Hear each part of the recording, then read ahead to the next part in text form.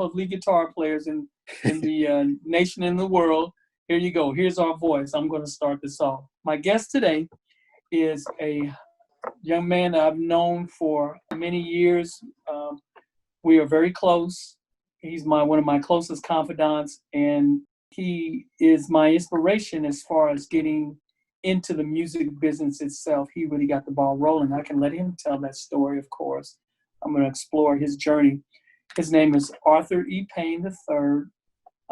We know him as Poetry Payne. He's a songwriter. He has ran a record label. He's produced different artists and different bands. He has been responsible for my education in the music industry by facilitating, bringing in a lot of the executives from various labels into Kansas City to do seminars. And I've learned a wealth of information from Arthur. And I'll shut up and let me get Arthur into the conversation. Hey, Art, what's going on, man? Man, ain't nothing going on. Just chilling. Hey, Arthur, for those who may not have had the pleasure of meeting you, let me first go into who's Arthur Payne. Who are you, man? Man, I'm just the cat that came from 39th and 43rd Street. And the whole thing started, my best friend growing up, his name was Daniel. He had a voice like Eddie Kendricks. He could sing Eddie Kendricks of the Temptations perfectly. So he started a singing group on our street, 43rd Street. And we were his background singers. He was the lead, sung lead on everything, and we just did the harmonies. So basically, we just backed him up for about 5 years, you know, and that's how I got into music. As far as the singing goes, all the time, though, I could write songs. I started writing songs at 7, but I never showed anyone. No one knew. My mother didn't even know. For a guy to be able to write songs, I never showed anybody. Why did you feel that? Why did you feel that way? Why did you think it was? Because nobody I knew was into writing songs. I mean, it was a personal thing, man. I just could hear music. I could just hear it. And I could put lyrics to what I was hearing, to the melodies and stuff. And I just kept it private. In the early years, they were mostly kiddie songs anyway. I mean, they weren't anything that would come out, but they rhymed, they made sense, they had melodies. It wasn't until I moved to 43rd Street, and one day, a friend of mine named David Scannell, he came over. I was in my room working on a song called Me, Myself, and I. And my mother let him in. I didn't hear him come in. And she said, well, he's in his room, just going up there. So he walks in on me working on the lyrics of this song. I try to hide it real quick. And he says, what are you doing? What are you writing? You write poetry? He started teasing me. You write poems, man? And I'm like, no, man, it's not a poem. It's really the lyrics of a song I'm working on. Well, the thing is, I'm not a musician. So his thing was, well, how can it be a song if you don't play nothing? And I said, well, I hear the music and I can show you with my mouth. I said, well, I'll show you how it goes. So I started doing the beat and everything with my mouth. And then I started singing when it was time for the lyrics to come in. And he just stood there, man, with his mouth open. He couldn't believe it. So what he did is went back and told Daniel, who was the leader of our group, that I could write songs. Up until that point in time, we were singing whatever Daniel wanted to sing, which was whatever was on the radio. Once Daniel found out that I could write songs, he came over, had me show him the song. I had maybe 50, 60 songs at the time, and he had me showing him everything I had written, and we started singing original music. And from that point on, I never did another cover. I mean, we started learning everything that I had written at that time. And that's what our group started performing. So then we started doing house parties, and we would sing wherever, but they always were original songs. And that's how I got into it. What did you guys have a band back at that time? Were you No, guys I didn't working have with a bands band. then? Mm-mm. We were a singing group.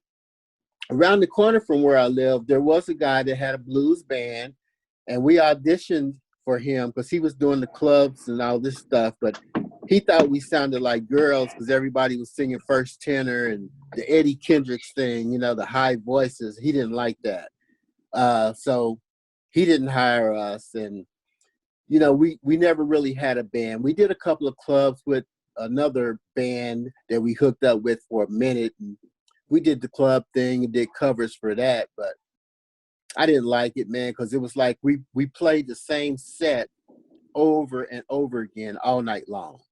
You would sing your 10 songs, the band would do whatever they're going to do. You'd take a break, you'd come back, do the whole thing again.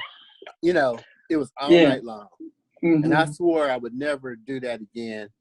And from that point, me, myself, and I was already wrote all this stuff. And I talked to my cousin, which was Tony Swopes. He's passed away now, but I was telling him about, you know, I need to find a band. And he said, well, man, you know, it's some guys that they went to school with you actually, but they live over here where I live. They all play guitar and all this stuff. I should hook it up. And it was a guy named Marlon Bankston that he hooked me up with. So this wasn't planned as part of the interview, but this is actually the truth. And that's how it all started, because I went and had a meeting with Marlon and Skipper, and I kind of told them my plan and what I wanted to do. And I had 4 songs at the time that I wanted to do a demo on. And Marlon put together, he got all the rest of the guys together and started rehearsals on the songs. And then I went around and interviewed all these different recording studios, chose Chapman just because the interview with him was pretty cool. And that's where we started. So me, myself, and I actually became the first song that I ever recorded.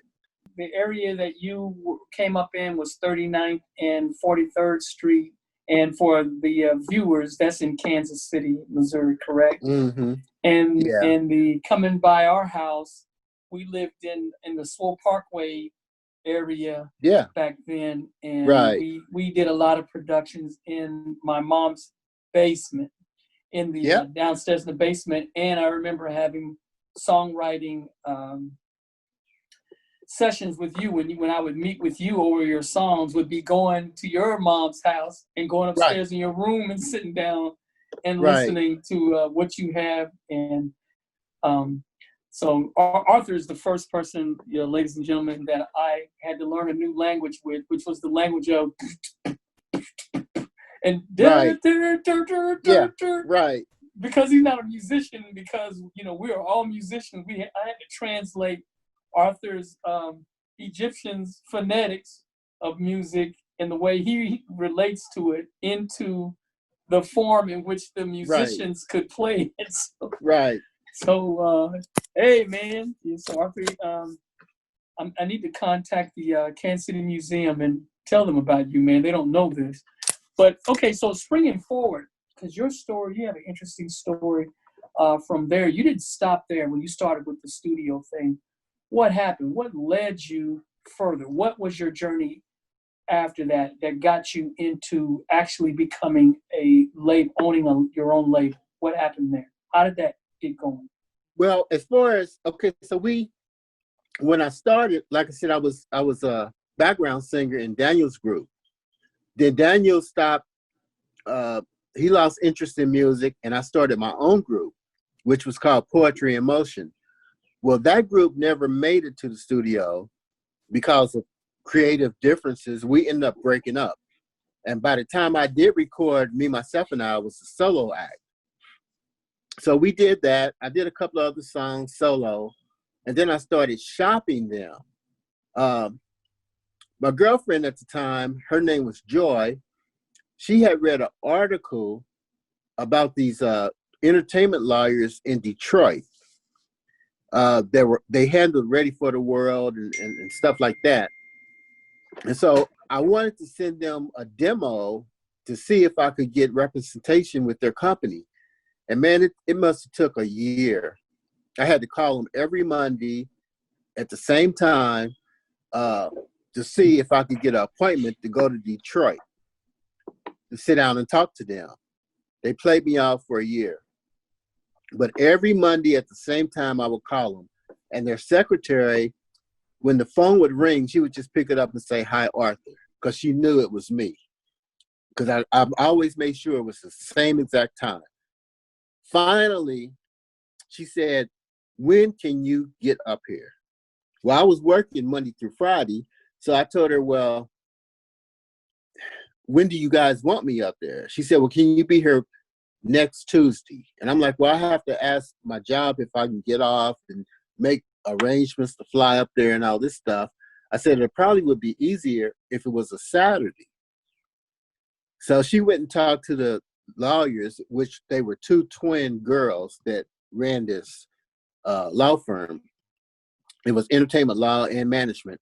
Uh, if they would meet with me on a Saturday, and they agreed to do it. And so I flew up on a Saturday and basically auditioned for them. I had to walk in there. They had my demo. They listened to a song called "Maybe If I Cried," which they liked, but they wanted to see what else I had. So I hadn't recorded anything else at the time, so I just had to sing and dance in their office songs that I had written that would, I considered my newest songs. This is what I would put on the first record. And I did that, and they took us. And so that was how that started. But the thing was, I was a solo act at the time, and they said, "Well, it will be easier for us to get you a deal if you have a band. You need a group." So I'm like, "Well, I don't really have a group or a band." All the people that played with me on my demos, they all do other stuff. They just came together to help me. So I went back to Kansas City. I talked to Eric Hazlett about it, which he agreed to join up. And then I talked to Marlon. And we became a whole nother little thing trying to get in with these Detroit people. And we named it 3 p.m. That's how that whole little scenario started and played out. So the girls assigned a producer to work on our 2 songs. They wanted 2 songs to turn in to MCA Records, which is who they dealt with. That's who Ready for the World was signed with. And basically what it was about, they were going to do the 2 songs of 45 back in those days, put it out. If the 45 did good, then we would get a full album deal. And that was what the whole setup was. So anyway, by that time, Marlon had went on, because I think you were doing your rock thing, and Eric and I went on to Detroit, and we cut 2 songs, Till This World Comes to an End and We're on a Roll were the 2 songs. We turned them in. The girls took them over to MCA, and they turned us down, basically. They wanted me to sound like the lead singer of Ready for the World, which at the time their big song was "Oh Sheila," and I didn't sing like that. Oh Sheila, that thing. And that's what they wanted us to be, a copy of those guys. And to me, they were a copy of Prince. It's like all this copying stuff. And I'm like, no, So after a year or so with nothing, they didn't push us. Then that whole thing was over. In that time period, we had done a song called "Without You." My sister in California had a copy of that and showed it to a guy that she knew that worked at Motown. His name was Russ Regan. He signed a lot of people. And Russ and I became friends. I would call him and talk to him and stuff and get advice. And anyway, she showed him the song. I was at work one afternoon, the phone rang, and it was Motown calling, and they wanted to put the song out. They just wanted me to get a better mix on it. which to me was kind of crazy because I don't understand why come they couldn't have remixed it, but they Right, wanted me to get a better mix. They were going to put it out as is with a better mix though. So by the time it took me, I couldn't get a better mix in Kansas City. So I called my lawyers or the girls in Detroit and I asked them, could they hook me up with somebody to remix this song? They gave me a guy, his name is Bernard Terry, and he had produced Ready for the World's first album there in Detroit. So I talked to him. He said, well, yeah, I'll do it for you, but I'm getting ready to work with Morris Day on his solo project, and it'll be 8 months before I can get to your song. And I'm like, man, I don't have 8 months. You know, Motown wants this as soon as possible. So there I had to wait. So while I'm waiting to try to figure out my next move or who else I can get to remix this song, Berry Gordy sold Motown. Russ, the guy who was going to sign us, got fired. The deal was gone. So that was it.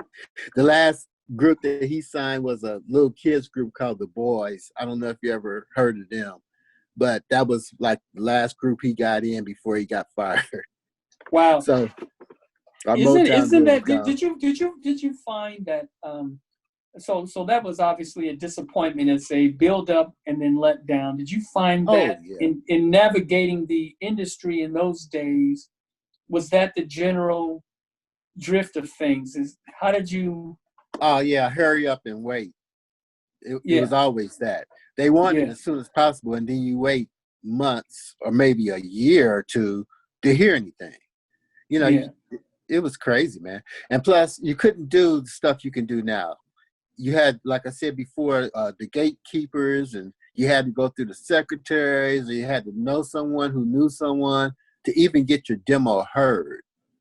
And if your demo didn't sound already like a record, then that was a problem. It had to almost sound like a polished record. You know, you had to have the pictures right. You had to have your bio typed up, and it was just a lot to it. Yeah. So after that, man, I was kind of tired of trying to get in as an artist. And I was just like, well, I don't know what I'm going to do next. But by that time, I had wrote maybe 900 songs. And so a producer who had worked with us in Detroit called me one night. And he said, well, man, I have a group up here that has a deal pending with RCA. They can sing. It's 5 guys. They sound like the Temptations. Everybody in the group can sing lead. I want you to come up and hear them. They do clubs around Detroit. I'll take you to one of their shows. They need material because the demos and stuff they're trying to cut, they all write, but they're not really good songwriters. I told them about you.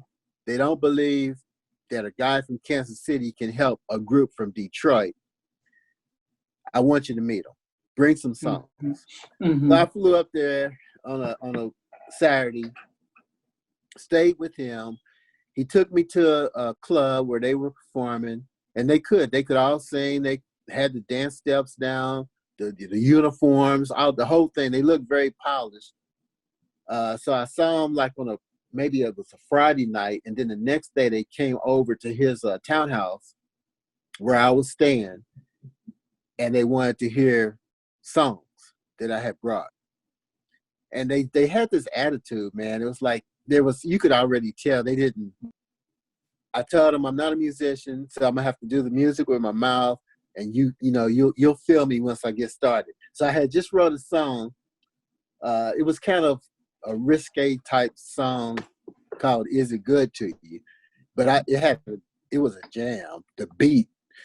So I started doing this beat, and I said, "Y'all get this with me, do you?" You know, and I had them going with the beat, and then I started singing it to them. Man, the next thing I know, those guys are arguing over who gets to lead this song because it's 5 lead singers. What else you got? So I showed them a ballad. I showed them another up-tempo. They had me sitting there for another hour and a half showing them songs. And before it was over with, they done picked 30, 40 songs. They only needed 4, And they're arguing. about who's gonna sing what. Mm-hmm. But so I went back to Kansas City.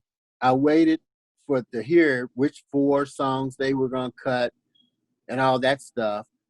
And the lead singer of that group, or the leader, I should say, of the group, he worked at a Foot Locker or some kind of shoe store and had been promoted to move from Detroit to go to Denver or somewhere and to run, like be a branch or a district manager. Instead of working in one store, he was going to be over 15 somewhere else. Mm-hmm. And when he took the job, left Detroit, the group broke up. They never did get signed. And so that whole RCA thing was gone. And that was the end of them.